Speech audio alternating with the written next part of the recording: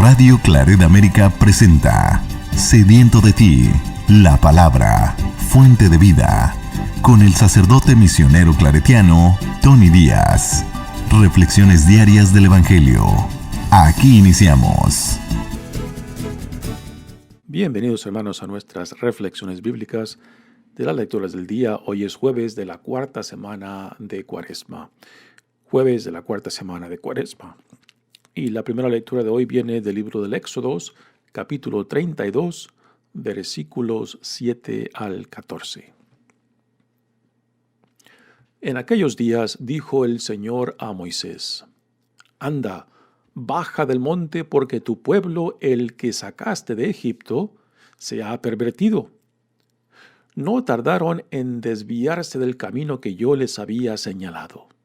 Se han hecho un becerro de metal, se han postrado ante él y le han ofrecido sacrificios y le han dicho: Este es tu Dios, Israel, es el que te sacó de Egipto. El Señor le dijo también a Moisés: Veo que este es un pueblo de cabeza dura. Deja que mi ira se encienda contra ellos hasta consumirlos. De ti, en cambio, haré un gran pueblo.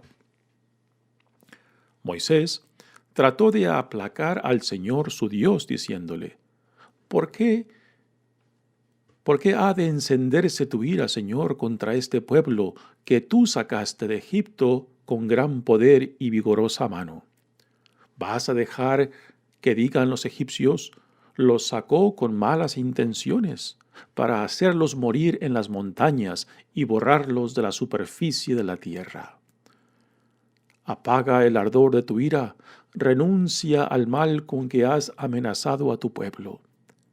Acuérdate de Abraham, de Isaac y de Jacob, siervos tuyos, a quienes juraste por ti mismo, diciendo: multiplicaré tu descendencia como las estrellas del cielo, y les daré en posesión perpetua toda la tierra que les he prometido. Y el Señor renunció al castigo con que había amenazado a su pueblo. Palabra de Dios. El salmo responsorial es el Salmo 105 y el responsorio es: Perdona, Señor, las culpas de tu pueblo. Perdona, Señor, las culpas de tu pueblo. En el Horeb hicieron un becerro, un ídolo de oro, y lo adoraron. Cambiaron al Dios que era su gloria por la imagen de un buey que come pasto. Se olvidaron del Dios que los salvó y que hizo portentos en Egipto, en la tierra de Cam 1000 maravillas, y en las aguas del Mar Rojo sus prodigios. Por eso habla Dios de aniquilarlos. Pero Moisés, que era su elegido, se interpuso a fin de que en su cólera no fuera el Señor a destruirlos. Perdona, Señor, las culpas de tu pueblo. El Evangelio de hoy viene de Juan, capítulo 5, versículos 31 al 47. En aquel tiempo Jesús dijo a los judíos: Si yo diera testimonio de mí, mi testimonio no tendría valor. Otro es el que da testimonio de mí, y yo bien sé que ese testimonio que da de mí es válido. Ustedes enviaron mensajeros a Juan Bautista, y él dio testimonio de la verdad. No es que yo quiera apoyarme en el testimonio de un hombre. Si digo esto, es para que ustedes se salven. Juan era la lámpara que ardía y brillaba, y ustedes quisieron alegrarse un instante con su luz. Pero yo tengo un testimonio mejor que el de Juan: las obras que el Padre me ha concedido realizar y que son las que yo hago, dan testimonio de mí y me acreditan como enviado del Padre.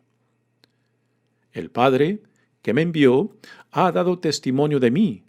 Ustedes nunca han escuchado su voz ni han visto su rostro, y su palabra no habita en ustedes, porque no le creen al que Él ha enviado. Ustedes estudian las Escrituras pensando encontrar en ellas vida eterna. Pues bien, ellas son las que dan testimonio de mí, y ustedes no quieren venir a mí para tener vida. Yo no busco la gloria que viene de los hombres. Es que los conozco y sé que el amor de Dios no está en ellos. Yo he venido en nombre de mi Padre, y ustedes no me han recibido. Si otro viniera en nombre propio, a ese sí lo recibirían. ¿Cómo va a ser posible que crean ustedes que aspiran a recibir gloria los unos de los otros y no buscan la gloria que solo viene de Dios? No piensen que yo los voy a acusar ante el Padre. Ya hay alguien que los acusa, Moisés, en quien ustedes tienen su esperanza. Si creyeran en Moisés, me creerían a mí, porque él escribió acerca de mí. Pero si no dan fe a sus escritos, ¿cómo darán fe a mis palabras? Palabra del Señor. Muy bien, damos comienzo a la reflexión de las lecturas de hoy.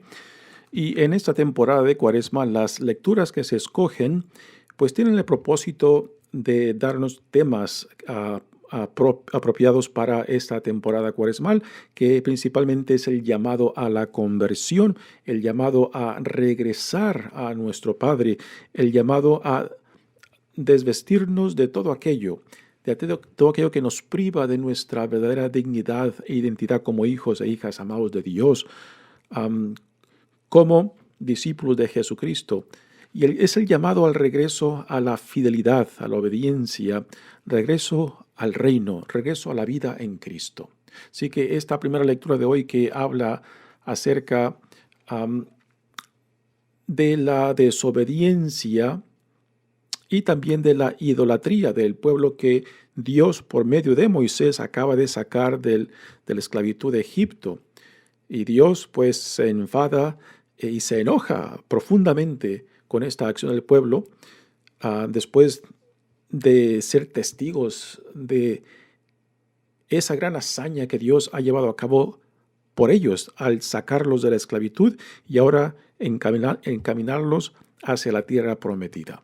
Así que los temas estos, tanto de salvación como también de desobediencia y rechazo de la alianza y de la vida a la cual Dios nos llama, pues también son temas específicos para nosotros en esta temporada cuaresmal. Dice la lectura: en aquellos días dijo el Señor a Moisés. Moisés, en el contexto de esta lectura, Moisés se encuentra en el monte hablando con el Señor. Moisés se escapaba de vez en cuando para ir y hablar con el Señor y después regresaba Moisés a su pueblo para comunicarle lo que Dios le había comunicado a ellos por medio de él. Y en esta vez Moisés parece que dura mucho tiempo con Dios en la montaña y el pueblo se impacienta y el pueblo empieza a pensar de que Moisés los ha abandonado y que por tanto Dios los ha abandonado. Y parte de esta experiencia de impaciencia, esta experiencia también de desconfianza. Y también esta lectura refleja pues el caminar del pueblo que todavía no conoce a su Dios profundamente. Y porque no lo conoce profundamente, pues no confía en él profundamente, lo cual debe de ser también una experiencia nuestra. Que cuando no vivimos una relación de intimidad y confianza con nuestro Dios, pues fácilmente nos dejamos llevar por las dificultades, por las tribulaciones de la vida que fácilmente nos pueden sacudir y alejarnos de la mano del Señor. Así que Moisés se encuentra en el monte con Dios y el pueblo impaciente desespera. Y Dios le dice a Moisés: anda, baja del monte porque tu pueblo... Interesante que Dios no dice mi pueblo, dice tu pueblo, el que tú sacaste de Egipto, no dice el que yo saqué de Egipto. Y esta es una comparación muy interesante porque después Moisés le recordará a Dios que fue Dios quien lo sacó y que es el pueblo de Dios. Dice, porque tu pueblo, el que sacaste de Egipto, se ha pervertido. Y ahora en la lectura explica cuál es la perversión de este pueblo. Dice, no tardaron en desviarse del camino que yo les había señalado. Se han hecho un becerro de metal, se han postrado ante él y le han ofrecido sacrificios y le han dicho, este es tu Dios, Israel, es el que te sacó de Egipto. Así que el pueblo no ha perdido la fe en Dios. Lo que han perdido, en cierta manera, es la confianza, porque la confianza estaba puesta en Dios por medio de Moisés. Moisés es el representante de Dios entre ellos, y porque Moisés se ha ido y no ha regresado del monte donde va a estar con Dios, pues están desesperados y no saben qué hacer, ¿no? Y esto es lo que los lleva a crear esta imagen de Dios en la forma de un becerro, lo cual es una imagen de los dioses vecinos. Pero recordamos de que esta imagen representa, como dice la lectura, representa al Dios que sacó al pueblo de Egipto. Así que esta es, en cierta manera, es una idolatría, lo que los mandamientos nos dicen que no hagamos imágenes de Dios, porque a Dios no se le puede reducir a ninguna imagen, lo cual es muy diferente cuando viene Cristo, el Hijo de Dios, que sí toma forma. Entonces ya en Cristo, pues se nos da una imagen física del Dios encarnado, ¿no? Pero antes de Cristo, pues no hay ninguna imagen que pueda representar a Dios. Y aún cuando hablamos de Dios en el cristianismo, pues hemos de llevar cuidado de que la imagen de Jesús, pues no puede ser reducida simplemente a una imagen física, porque Jesús, el hombre, y Jesús y el Cristo, el resucitado, que es el que está más allá del tiempo, del espacio, pues aunque Dios se encarnó en un hombre, Jesús, el que resucita, en cierta manera, no es el mismo Jesús, es el Cristo, ya el Cristo universal por encima del tiempo y del espacio. Y el Cristo en quien está fundada nuestra fe, pues entonces, en cierta manera, no tiene forma, tiene miles de formas. El Cristo que se manifiesta en todo tiempo, en todo espacio. El Cristo que viene a nosotros con diferentes caras. El Cristo que viene a nosotros en diferentes circunstancias. El Cristo que no se puede reducir a una sola imagen, a una sola experiencia, a una sola circunstancia, ¿no? Así que esto de que el pueblo se hace un becerro, pues en cierta manera es una idolatría, es reducir a Dios a una imagen, lo cual es una tremenda tentación para todas las generaciones. Porque cuando reducimos a Dios a una imagen, pues estamos reduciendo la grandeza, la gloria de Dios a una imagen que quizás a mí me encaja muy bien. Y esta es una tentación tremenda de reducir a Dios a mis intereses, a lo que se acomoda muy bien con lo que a mí me gusta, con mis intereses, con lo que yo quiero, ¿no? Y cuando hacemos esto, reducir a Dios a una imagen, pues prácticamente reducimos este Dios glorioso, omnipotente, a algo que se asemeja a nuestras limitaciones. Y cuando hacemos esto, pues prácticamente metemos a Dios en una cajita y decimos, solamente esto es Dios y solamente esto voy a aceptar que Dios es, ¿no? Y cuando hemos llegado a eso, pues prácticamente ya hemos cerrado la puerta del misterio, la puerta de dejar a Dios con las manos sueltas para que Dios sea quien Dios es y no reducirlo a como yo lo quiero, a como yo lo deseo, a como yo determino que tiene que ser, ¿no? Porque cuando hacemos esto, entonces pretendemos tener posesión de Dios y pretendemos tener control de Dios. ¿Quién pertenece a Dios y quién no le pertenece, quién tiene acceso a Dios y quién no tiene acceso a Dios. Y esto es una tentación tremenda, porque entonces ya tenemos control de Dios y a Dios no se le puede controlar. A Dios no se le puede someter a nuestras limitaciones. Dios tiene que ser quien es. Y pretender atar las manos, pretender a reducirlos a nuestra imagen, pues es una de las idolatrías peores y terribles que en todas generaciones se ha manifestado. Y no solamente en el cristianismo, también en otras religiones, ¿no?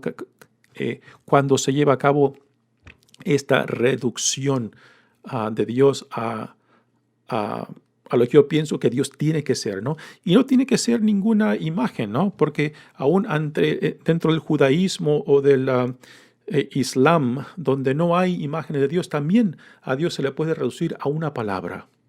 Se le puede reducir a una frase. Se le puede reducir a un sentimiento, ¿no? Y también esto es idolatría, porque Dios nunca se le puede reducir a lo que nosotros queremos que Dios sea. A Dios se le tiene que dejar que sea lo que es. Así que aquí el pueblo de Dios ha reducido a Dios a un becerro. Y en este becerro pues representa los anhelos, los deseos del pueblo y también las limitaciones del pueblo. Y Dios se enciende por esta idolatría y le dice Dios a Moisés. El Señor le dijo también a Moisés, veo que este es un pueblo de cabeza dura. Deja que mi ira se encienda contra ellos hasta consumirlos. De ti, en cambio, haré un gran pueblo. Así que Dios se llena de ira. Y ahora aquí este lector nos presenta una imagen de Dios en cierta manera muy caprichosa. Un Dios que se consume en la ira y que después se deja dominar por esta ira. Y sin embargo, la imagen de Moisés es de alguien más de razón, alguien que controla a sus pasiones y después que controla la ira de Dios, lo cual es un contraste muy diferente, la imagen que la lectura deja de Dios, de un Dios que se consume con la ira, y de Moisés, que es una persona muy razonable, y una persona que en cierta manera domina y controla al Señor, ¿no? Yo creo que esto refleja el cómo el pueblo dentro de este libro de Éxodo, pues entendía a Dios, lo cual, la forma que lo entendía era de antropomorfizarlo, o sea, crear imágenes humanas de Dios. Y esto de antropomorfizar a Dios, pues es algo que en todas las generaciones se ha hecho, ¿no? Reducir a Dios a ciertas imágenes. Y aquí, en esta lectura, pues la forma humana que están creando de antropomorfizar de Dios es de imaginarlo y crearlo como un ser humano que se llena de ira incontrolable. Y sin embargo, la imagen de Moisés es de un hombre muy razonable que calma la ira de Dios. Y así que la imagen de Moisés es muy positiva aquí en esta lectura y la imagen de Dios pues no reluce tanto. Pero repito, estas imágenes, particularmente la de Dios, nos da una idea de cómo el pueblo de Dios en aquel entonces entendía a Dios. Y porque el personaje central del libro del Éxodo es Moisés, pues entonces busca dejar una imagen muy positiva de Moisés, puesto que en los primeros 5 libros del Antiguo Testamento, que se le llama el Pentateuco, y que se le atribuyen a Moisés, pues dejan a Moisés como el profeta por excelencia, que después Jesús, también en los evangelios, lo reflejarán como un tipo de Moisés, ¿no? Así que Moisés aquí calma la ira de Dios. Dice, Moisés trató de aplacar al Señor, su Dios, diciéndole, ¿por qué ha de encenderse tu ira, Señor, contra este pueblo que tú sacaste? Al principio Dios dice que lo sacó Moisés aquí y Moisés le recuerda a Dios que fue Dios quien lo sacó, no fue él. ¿Vas a dejar que digan los egipcios, los sacó con malas intenciones para hacerlos morir en las montañas y borrarlos de la superficie de la tierra? Así que aquí Moisés le presenta un argumento a Dios para que se calme, un argumento muy razonable, un argumento muy lógico, ¿no? ¿Qué van a decir los egipcios? Que los sacaste para matarlos. Así que Moisés logra calmar la ira de Dios y Dios cambia de parecer y no destruye a su pueblo. Muy bien, pasemos ahora al evangelio de hoy que viene de Juan. Y aquí Jesús nuevamente tiene dificultades con sus interlocutores, particularmente con los fariseos y escribas. ¿Y cuál es el punto de conflicto? Es de que no aceptan quién es Jesús, el Hijo de Dios, enviado por Dios. Y porque no lo aceptan a Él, pues tampoco aceptan sus enseñanzas, tampoco aceptan su testimonio del poder de Dios. Dice, en aquel tiempo, Jesús dijo a los judíos, si yo diera testimonio de mí, mi testimonio no tendría valor. O sea, un testimonio por uno mismo, pues tiene muy poco valor. Y por eso se requiere el testimonio de otros para que también le den fuerza a lo que yo proclamo, a lo que yo digo, ¿no? Por eso por ejemplo, cuando Jesús habla acerca de reconciliarse y que entre hermanos, que primero vaya y se reconcilie en privado y que si no se lleva a cabo la reconciliación, pues entonces que lleve a uno o dos testigos que sean objetivos al argumento, a lo que sucedió entre estos dos hermanos para que objetivamente juzguen la verdad de lo que ocurrió y lo que tiene que suceder después en la reconciliación. Así que los testigos son parte fundamental de la aceptación de una persona. Ahora Jesús va a enumerar 3 testimonios diferentes en favor de él. Dice, ustedes enviaron mensajeros a Juan el Bautista y él dio testimonio de la verdad. Juan Bautista da testimonio de quién es Jesús. No es que yo quiera apoyarme en el testimonio de un hombre. Dice. Si digo esto es para que ustedes se salven. Juan era la lámpara que ardía y brillaba y ustedes quisieron alegrarse un instante con su luz. Así que al principio Juan el Bautista fue aceptado como profeta, pero también después lo rechazan y también negaron el testimonio de Juan a favor de Jesús. Así que este es el primer testimonio que Jesús menciona en favor de él, que los líderes, que los fariseos, que los escribas, que los ancianos de la comunidad no aceptaron y que por tanto rechazaron a Juan, rechazaron el testimonio de Juan y por tanto también rechazan a Jesús.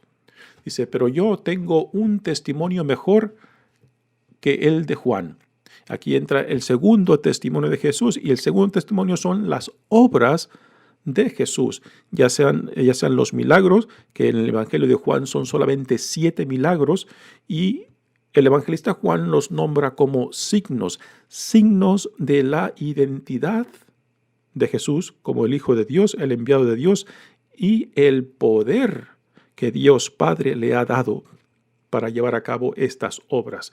Y esto Jesús lo menciona como el segundo testimonio en favor de él, cuando dice, las obras que el Padre me ha concedido realizar y que son las que yo hago, dan testimonio de mí y me acreditan como enviado del Padre. Esta es la identidad de Jesús, el Hijo amado de Dios, el enviado por Dios. Y sus obras, sus enseñanzas, pues dan testimonio tanto de su identidad como de su procedencia, enviado por Dios. Después dice, el Padre me envió, ha dado testimonio de mí. Ustedes nunca han escuchado su voz, ni han visto su rostro, y su palabra no habita en ustedes, porque no le creen al que Él ha enviado. Esta es una crítica fuerte a los líderes de la comunidad Porque si ellos están con la confianza que defienden a Dios, que proceden de Dios y que conocen a Dios, y que por tanto, si lo reconocen, si reconocen a Dios y se identifican con la palabra de Dios, pero no están reconociendo a Dios en Cristo y no están aceptando su testimonio y no están aceptando su identidad, pues entonces hay un conflicto aquí porque la palabra misma de Dios, manifestada particularmente en el Pentateuco, en los primeros 5 libros del Antiguo Testamento, que se le atribuyen a Moisés, y también la tradición profética, Jesús los ve como testimonio de él, que hablan acerca de él. Así que aceptar la palabra de Dios es aceptar también aquel a quien Dios manda, manifestado en este hombre Jesús el Nazareno, y que por tanto si no lo aceptan a él, pues tampoco, pues esto refleja y significa de que tampoco conocen a Dios, lo que ellos pretenden decir. Dice, ustedes estudian las Escrituras pensando encontrar en ellas vida eterna. Encontrar a Dios aún en las Escrituras no es simplemente una obra nuestra, un esfuerzo nuestro. Por más que leamos las Sagradas Escrituras, a últimas, es un don de Dios, es una gracia de Dios que logremos no solamente entender, sino ver la manifestación de Dios, la inspiración de Dios por medio de esta Sagrada Escritura. No es esfuerzo mío, no es simplemente inteligencia mía, no es simplemente obras mías de que yo, por más que lea la Sagrada Escritura, más conozca a Dios. El conocer a Dios es un don, es una gracia. Y esto yo no me lo puedo dar a mí mismo, es algo que Dios nos da. Y esto es lo que Jesús está criticando aquí a sus interlocutores, a los fariseos, maestros de la ley, a los escribas, a los ancianos que representan el liderazgo de la comunidad judía, de que pretenden conocer a Dios simplemente por el hecho de que leen la Sagrada Escritura, pero que, a fin de cuentas, no conocen a aquel que las ha inspirado, porque solamente esto se adquiere por medio de la gracia de Dios. Porque si la conocieran, si conocieran al Dios que está en el trasfondo de estas Sagradas Escrituras, pues entonces reconocieran también al Hijo. Y al conocer al Hijo también aceptarían su testimonio y su palabra. Y entonces también lo recibirían. Pero no, hacen todo lo contrario. Rechazan su palabra, rechazan su testimonio y rechazan su identidad de quién es Jesús. Dice, pues bien, ellas son las que dan testimonio de mí. Y este es el tercer testimonio.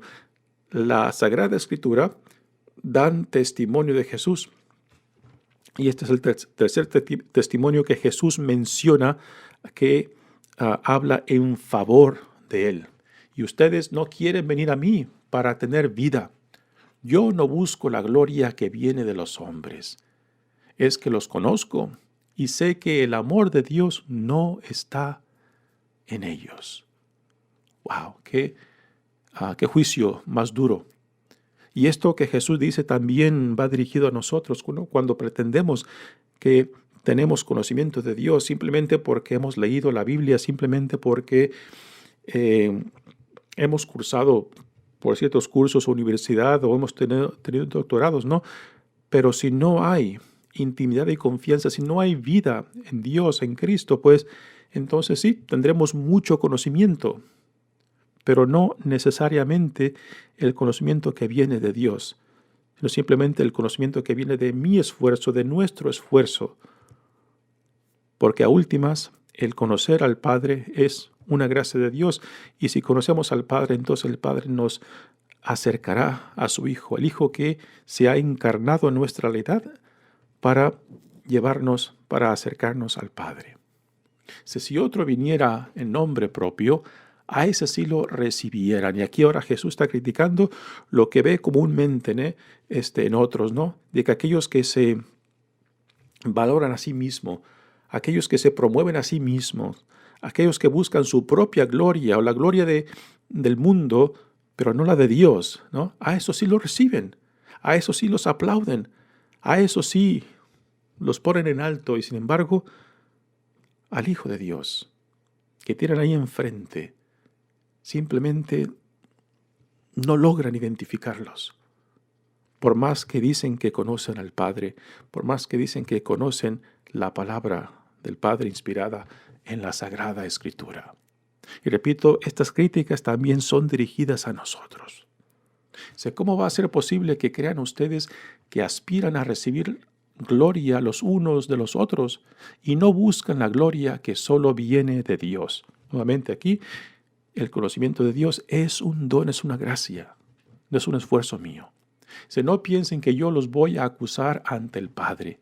Ya hay alguien que los acusa, Moisés. Y por Moisés aquí entiende el Pentateuco, los primeros 5 libros del Antiguo Testamento que se le atribuyen a Moisés, aunque hoy en día sabemos que Moisés no fue quien los escribió. Pero tradicionalmente esta es la referencia al Pentateuco, los primeros 5 libros del Antiguo Testamento que se le atribuyen a Moisés. Y que por tanto, si se acepta la palabra, el testimonio de Moisés en la Sagrada Escritura, entonces estas Sagradas Escrituras apuntan hacia el Hijo de Dios, hacia el Mesías, hacia Jesús. Dice, si creyeran en Moisés, me creerían a mí, porque él escribió acerca de mí. Pero si no dan fe a sus escritos, ¿cómo darán fe a mis palabras? Mi nombre es Padre Tony Díaz, misionero claretiano. Que Dios los bendiga. Radio Claret América presentó Sediento de ti, la palabra. Fuente de vida. Sus comentarios son importantes. Contáctenos en radioclaretamerica@gmail.com.